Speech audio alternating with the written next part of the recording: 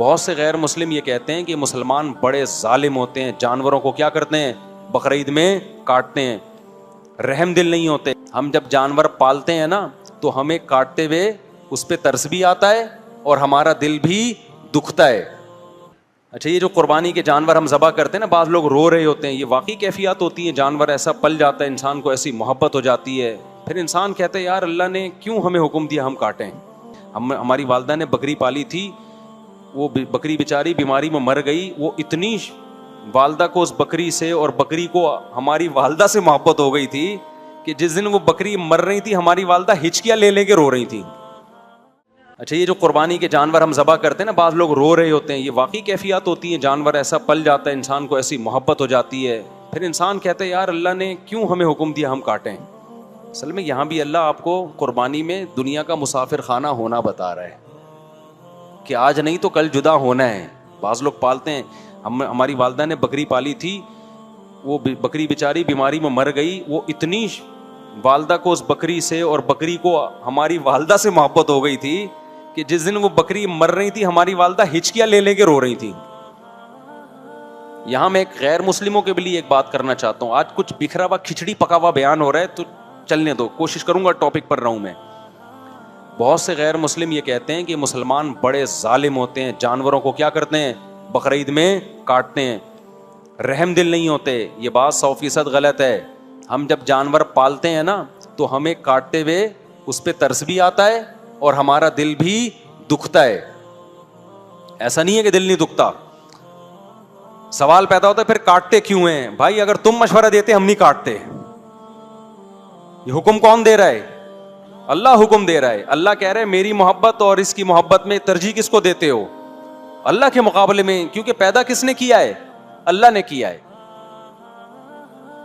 تو ہم اس اللہ کو مانتے ہیں جس کے لیے ہمیں قربانی دینی پڑے، جبکہ آپ جس اللہ کو مان رہے ہو اس اللہ کا سوائے عرش پہ بیٹھا ہوا آپ کے ساتھ اور کوئی رشتہ ہے ہی نہیں۔ جب بھی کوئی آپ سے محبت کرتا ہے تو محبت کا امتحان لیتا ہے کہ نہیں لیتا؟ تو امتحان لیتا ہے، تو اللہ بھی۔ اور پھر اس میں ان جانوروں کا بھی فائدہ ہے، وقتی طور پہ تو یہ کٹ رہا ہے، کسی کے کام آ رہا ہے، انسانوں کا پیٹ بھر رہا ہے۔ اگر یہ نہ کاٹتے تو یہ جانور بوڑھے ہو کے ایسے ترس ترس کے مرتے جیسے کہ غیر مسلم اولڈ ہاؤس میں مرتے ہیں۔ نہیں آئی بات میرا خیال ہے سمجھ میں؟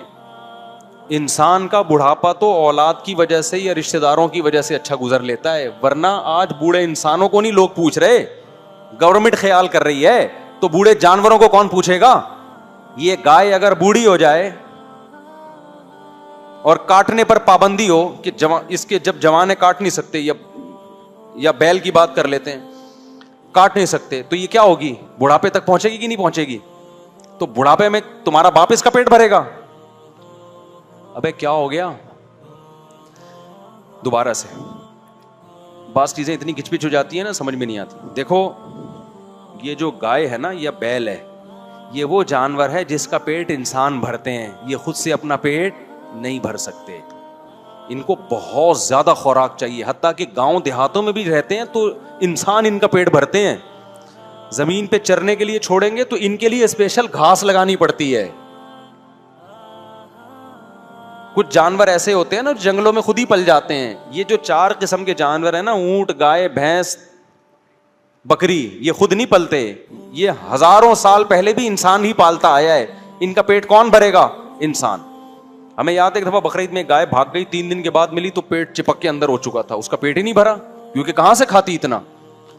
ارے بلی تو گلی محلے میں گھومے گی، وہاں سے ایک ہڈی کھا لی اس نے، ایک کتے نے ادھر سے کچھ کھا لیا، پیٹ بھر گیا اس کا۔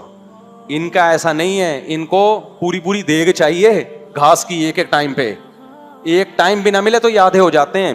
تو یہ جانور، 4 جانور، اونٹ، بکری، دمبا، اور اچھی آسان مثال دیتا ہوں، آسٹریلیا میں 2-3 سال پہلے 10,000 اونٹوں کو شوٹ کیا ہے وہاں کی گورنمنٹ نے جنگلوں میں۔ کیوں؟ یہیں سے عبرت حاصل کرو کہ اسلام نے کیسا بہترین حکم دیا اونٹ کو نہر کرنے کا، کہ یہ تمہیں کاٹنا پڑے گا۔ کیوں؟ ان کی جو نسل بڑھتی ہے، ان کو کھلاتا ہے انسان، کس کے لیے؟ اپنے فائدے کے لیے۔ اگر انسان کا فائدہ نہیں ہوگا تو انسان کھلائے گا ان کو؟ نہیں کھلائے گا۔ آسٹریلیا والوں اونٹ کھا نہیں رہے، اتنے اونٹ جنگلوں میں پل رہے ہیں، جنگلوں کا صفایا شروع کر دیا انہوں نے, پانی اتنا پینا شروع کیا, ان کی نہروں میں پانی کی شارٹیج. انہوں نے بولا بھائی ان کو مارو نہیں, ان کو مارو گے تو باقی جانور کیا ہو جائیں گے, وہ مر جائیں گے, پھر گرینری ختم ہو جائے گی. تو انہوں نے 10,000 2-3 دن میں شوٹ کر دیے. اس سے صاف پتہ چلتا ہے کہ اسلام نے جو بقرعید کی قربانی رکھ دی, اس سے خود ہی ان کی نسلیں کیا ہو رہی ہیں, کنٹرول ہو رہی ہیں. سمجھتے ہو کہ نہیں سمجھتے؟ ہمیں ضرورت نہیں پڑتی کہ ہم جا کے 10,000 اونٹوں کو شوٹ کریں, کیونکہ ہمارے یہاں اونٹ کا گوشت کھایا جاتا ہے. تو اب اگر ان جانوروں کا پیٹ آپ نہیں بھرو گے, یا بھرو گے مگر کاٹو گے نہیں ان کو, تو یہ کیا ہوں گے, بوڑھے. اب بڑھاپے میں ان کو ٹینشن سے بچانے کے لیے یا تو کاٹ دو, لیکن بڑھاپے میں کاٹنے کے بعد ان کا گوشت کسی کام کا نہیں ہوگا, اور اگر نہیں کاٹو گے تو پھر تمہیں ان کا پیٹ بھرنا پڑے گا. اب مجھے بتاؤ, جو غیر مسلم اپنے باپ کو گھر میں رکھنے کے لیے تیار نہیں ہے, اس کا پیٹ نہیں بھرے گا, اس کو اولڈ ہاؤس میں جمع کرائے گا, تو ان کو مستقبل میں ان گایوں بھینسوں کے لیے بھی اولڈ ہاؤس بنانے پڑیں گے. نہیں آئی بات سمجھ میں؟ تبھی آپ جاؤ جن ملکوں میں گائے کاٹنے پر پابندی ہے نا, ان میں گایوں کا بڑھاپا دیکھا کرو کیسا ہو رہا ہے, ایسے سسک سسک کے مر رہے ہوتے ہیں جانور. تو اللہ نے ان جانوروں پہ بھی رحم کیا کہ بھائی ہٹے کٹے موٹے تازے ہیں, انہوں نے لائف کو جتنا انجوائے کرنا تھا کر لیا, اب ان کو کیا کر دو, ذبح کرو تاکہ خون نکل جائے. ذبح کرنے میں بھی یہ حکمت ہے. اور گوشت کون کھائے گا, کیونکہ کائنات بنی انسانوں کے لیے, اس میں ان جانور پہ بھی رحم ہے کہ بڑھاپے سے بچا لیا, اور انسانوں پہ بھی کیا ہے, بھلائی ہے. اور ایک اور فائدہ ان جانوروں کا اس سے یہ ہوتا ہے کہ جو کٹیں گے تو پھر انسان ان کو پالے گا بھی نا, یہ پیدا بھی تو ہوں گے پھر. اب دیکھو فارمی مرغی اگر کہے کہ میرے پہ ظلم ہو رہا ہے, انسان مجھے کاٹ کے کھا جاتا ہے, تو ہم کہیں گے تو اگر کاٹ کے کھانے کا رواج نہ ہوتا تو پیدا ہی نہ ہوتی.